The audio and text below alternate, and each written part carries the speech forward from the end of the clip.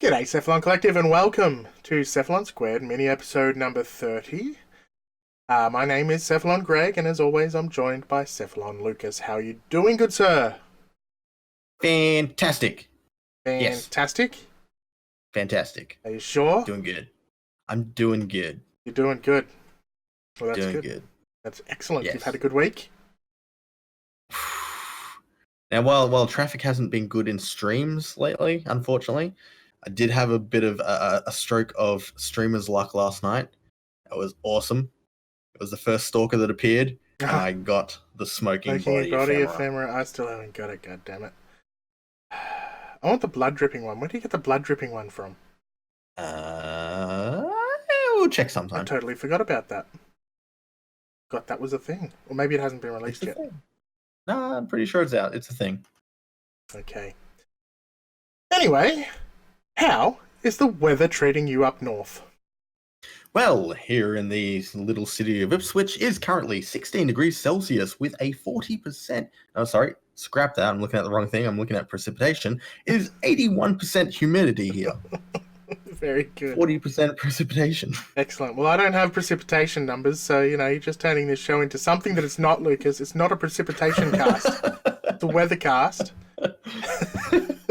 So up north, it's 16 degrees Celsius is 61 degrees Fahrenheit. 1661. Ooh, Illuminati confirmed. Illuminati confirmed. It's an eye in the triangle. Down here in Melbourne, it's 12 degrees Celsius, and that's 54 degrees Fahrenheit with a 67% humidity. And who knows what kind of precipitation we've got? Not I. This guy? Nah. No knowledge. Anyway, that's the weathercast. Weathercast. This is a mini, so we don't have the usual news. We don't have all the goss and all that kind of jazz, but we do cover anything that's super important during the week. And of course, it was just announced today that DevStream 129 will be happening this weekend. The old boy Gauss is on there in all his new guy speedy glory. So it looks like we'll be seeing his abilities. And interestingly, they also said we have a lot to show off. So I guess because they've shown so much now at TennoCon, they don't need to hide anything anymore. So yes, yeah. Open the floodgates of information. Exactly. So it's going to be exciting. But not only is this week's episode number 54, going to be exciting because of DevStream 129, what else is going to happen this weekend, Lucas? Do we know? We got a special guest. We do have a special guest on this week's podcast, and it was awesome. It was awesome. Amazing. And you will enjoy when you get to listen to it this coming Sunday, episode 54. Look out for it. That means we will again be skipping the beginner and advanced topics because we don't want to have a 3-hour episode. So we'll have DevStream 129 followed by this interview, which is about maybe 40 minutes long. About 40 minutes long. It was a big interview. It was. And then I'm pretty sure, if I'm getting our dates right, we'll also be announcing the winner of our anniversary competition. 100%. We absolutely will be. Yes. The competition ends on the 27th. Which is Saturday, so that means it'll end on Sunday for us, so it'll be official by then. We'll know who the person is that wins, and we will be announcing them on the show, so get excited. We'll see who that is that wins the Wukong Prime Access. Woo. Are you excited, Lucas? I am excited. You should there's be. plenty of deserving people in our community, and I'm excited for all of them. Exactly. And even if you're new to the community, you also deserve it too because you're here. Thank you. Hi! Alright, so this week's topic is Nekros. So, Nekros, we will of course be reading from the notes on our website at cephalonsquared.com, and this particular article was written by old Doug. So thanks to Doug for the write-up. The man of many names. Indeed. And, as Lucas put on here, which I had forgotten, Doug is now a moderator on our Discord. He has been in our Discord since the very beginning. and it was more than fitting that we made him a moderator because he was pretty much doing mod duties anyway. So congratulations to Doug for all sorts of things, and thank you for the Nekros write-up. Yay, Dougie! So who is Nekros anyway? He is Edgelord himself. He looks a bit like, Death. He's just cool. He's one of my favorites because I am an Edgelord. What do you got to say about it? You want to fight about it? Huh? Let's not. I'm also a pacifist. So yeah, he's Speaking of passives, yes, he does have a super. we should just passive. jump. Straight in. Not yet. We haven't finished introducing him yet. So he was introduced on Friday the 13th, which is an interesting fact. In update 10.0, and he's a bit of a necromancer. So where do you get him? Well, he's not super easy to get in the early game, because his parts drop from Levantus in the Orican Derelict Assassination. So if you've got some high-level mates, get them to carry you there, because he's definitely worth it. So now we can start that passive, Lucas. Go for it. Well, now I'm going to get sidetracked and say, well, Creepy Frame drops on a creepy date in a creepy tile set. Yes, he does. Creepy. And apparently, the base Nekros, we just got sidetracked. Apparently, with a maxed redirection mod, his shield's are 666. Ooh. Extra spooky. So there you go. Okay. Anywho, now we're going to get into the abilities now. Back on the right track, into the abilities. Look at the passive. Soul Siphon. Nekros becomes a master of the dead. And it's always benefiting from the death of those around him. Soul Siphon is a passive that allows him to regenerate his health when enemies die. Mm-hmm. And that's a damn good passive. Do we know? We probably don't know how much he regenerates when they die. Maybe it depends on the level of the enemies and things. But either way, he gets more health when enemies die around. Dead things heal him. What more can you want? And, as you get to know his abilities, you'll understand that he benefits from death a fair bit. So, his first ability is called Soul Punch, and it's exactly what it sounds like.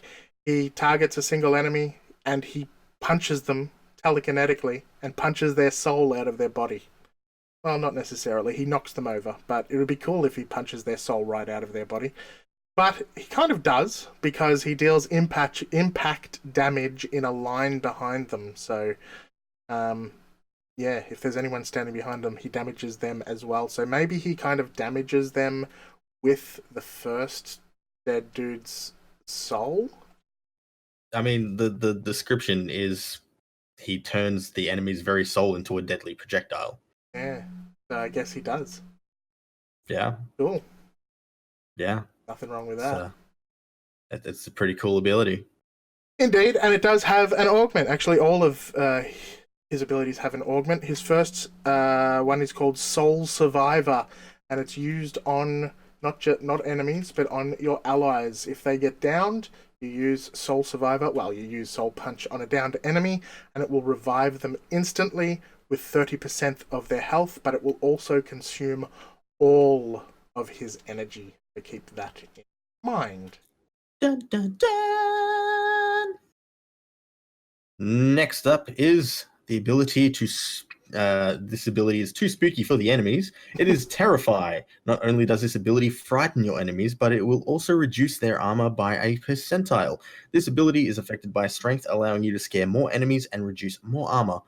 Duration, making enemies scared longer, and range, scaring people in a larger area. And of course, efficiency to decrease the cost. And this, as Greg has mentioned, also has a augment, and this is called Creeping Terrify. Enemies affected by Terrify have 60% reduced movement speed. Slow, scared enemies. Yeah, I guess it's alright, but, the fact is he has better augments. And we'll kind of get into that, I guess. His third ability is probably his best ability out of everything. Well, arguably. It's called Desecrate, and this is the ability that makes him really useful when you are farming. And basically, it causes uh, corpses within the area, so corpses within his within a certain radius around him, to produce more loot. So rather than dropping things from their drop table once, they have a 50% chance to drop from their drop table again. So important that I say from their drop table, because anything that's in their drop table will have the chance of dropping again. So if they've got a percentage chance of dropping a mod, there is a chance that it'll drop it twice.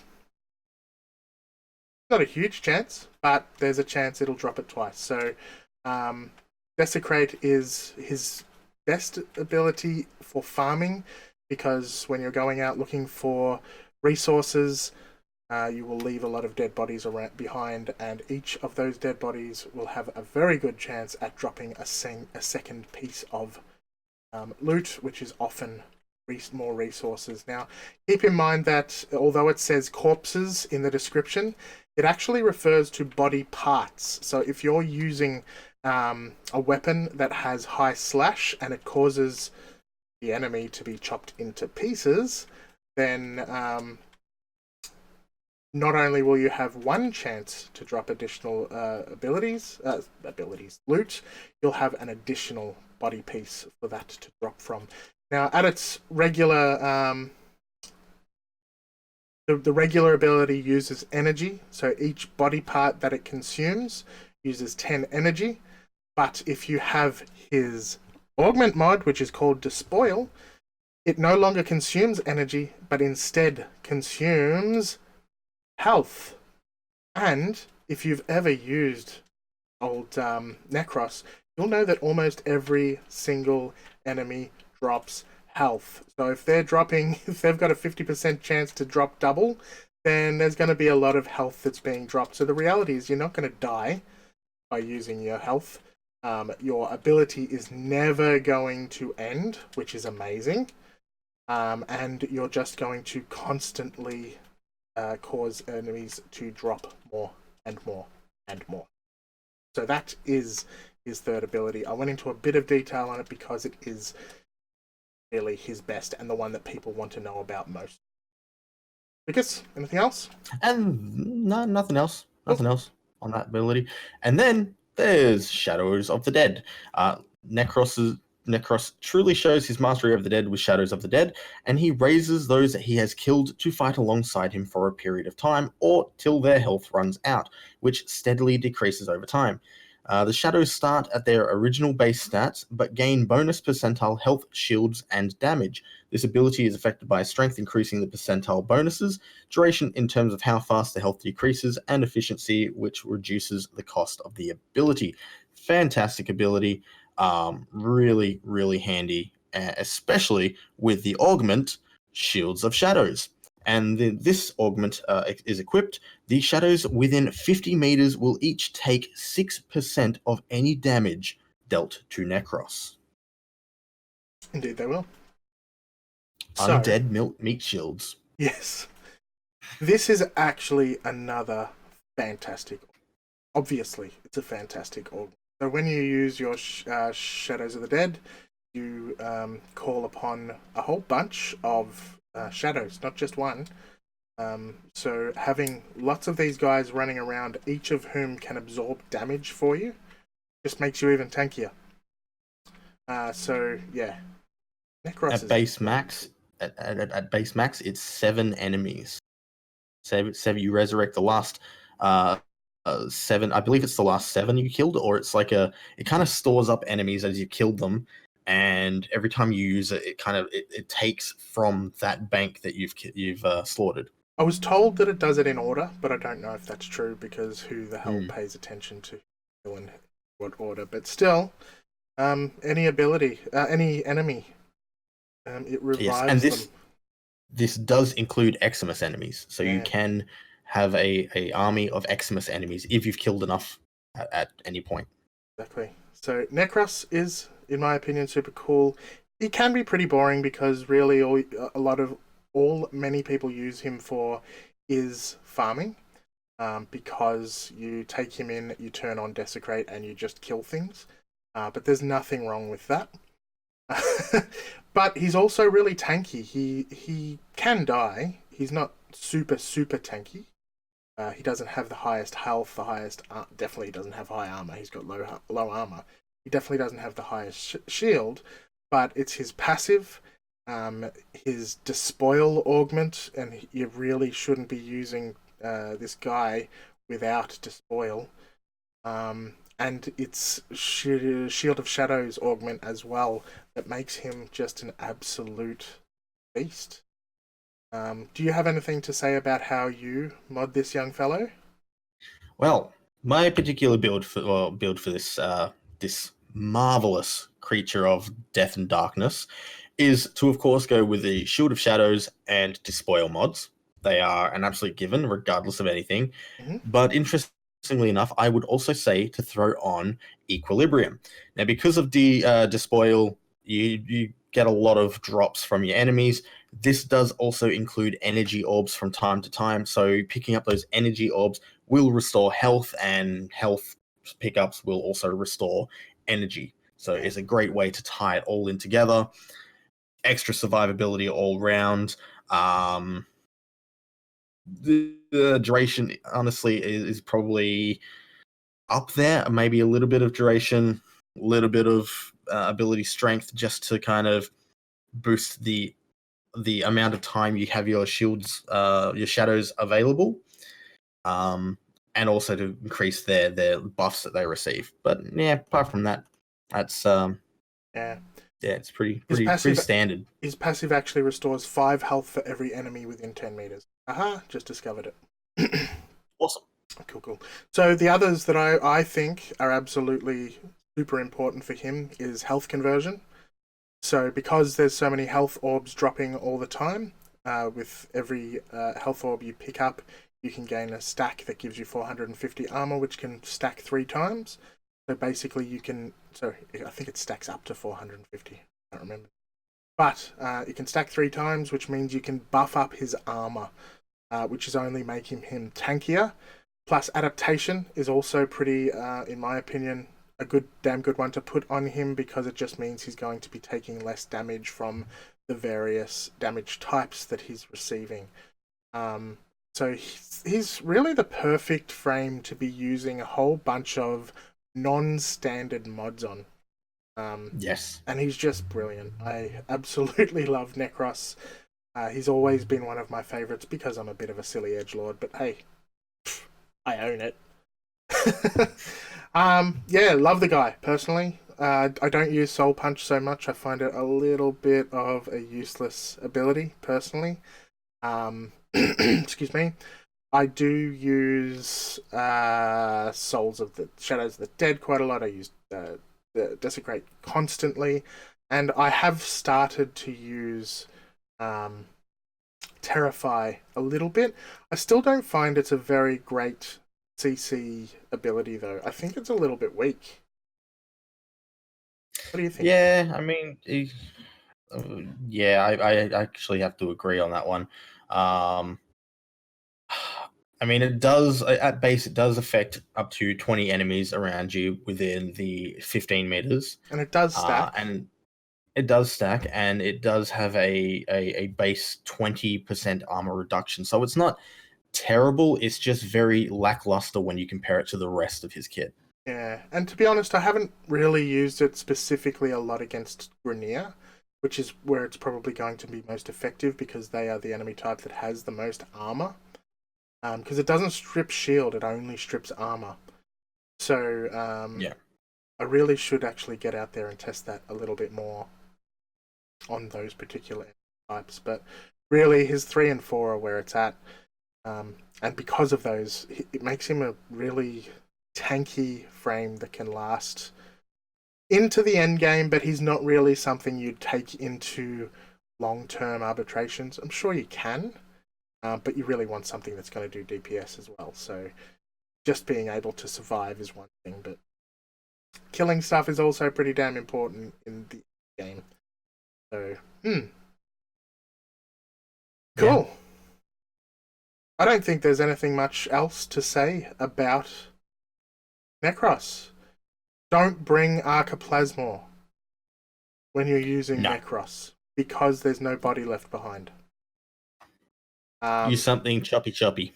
yeah, use something choppy choppy, if that's how you want to say it. Tigris.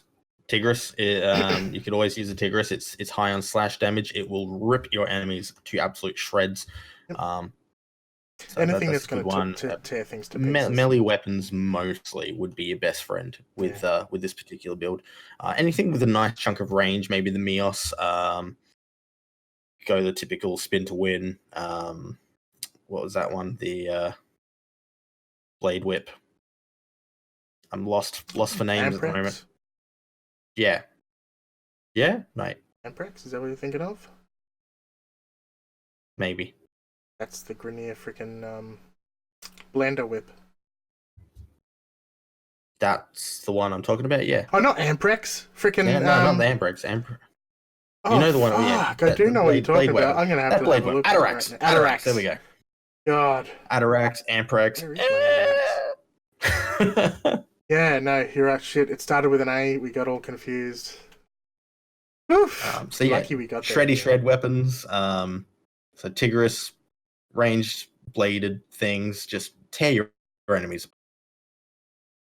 Tear your soul apart. Sorry, I had to have a Hellraiser quote. Do the edgy thing and just shred. Indeed, yeah. He's an absolute cool dude. He's a total unit. Go out there and get Nekros Prime. You should all have him now recently, actually. So hopefully this has been a helpful episode to the many thousands of people that now suddenly have Nekros Prime. He's really good. The Nekros Prime versus Hydroid argument, I don't think there's a real fantastic answer as to what's the better frame for farming.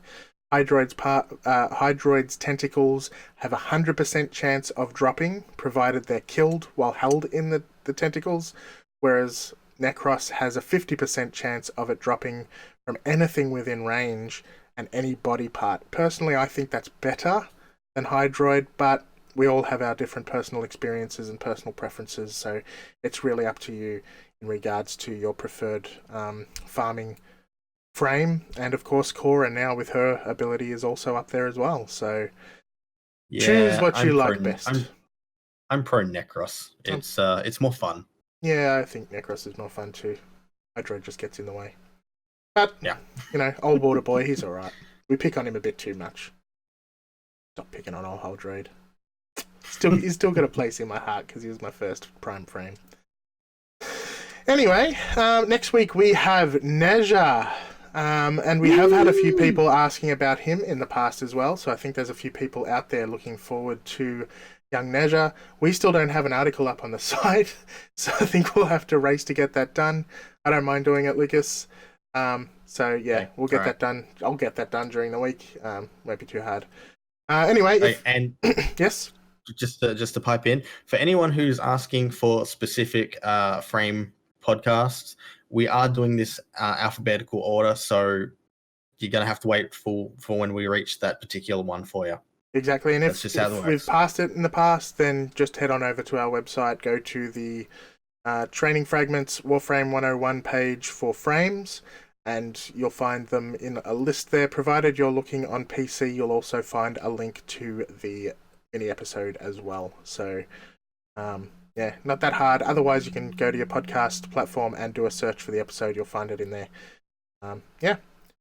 Nice cool. And easy. So, what is that website that you can find all this information on? That one is cephalonsquared.com. You'll find all of this information that we're talking about, plus you'll find a link to our Discord, Facebook, etc. We've seen a hell of a lot of people recently joining both Facebook and Discord, so welcome to the family. Yeah, say hi. We've been receiving a whole bunch of emails as well recently as well, so thank you so much for reaching out. It's definitely good feedback, good questions, etc. So get on out there, give us a rating on your podcast platform so that we can spread the word, help us grow.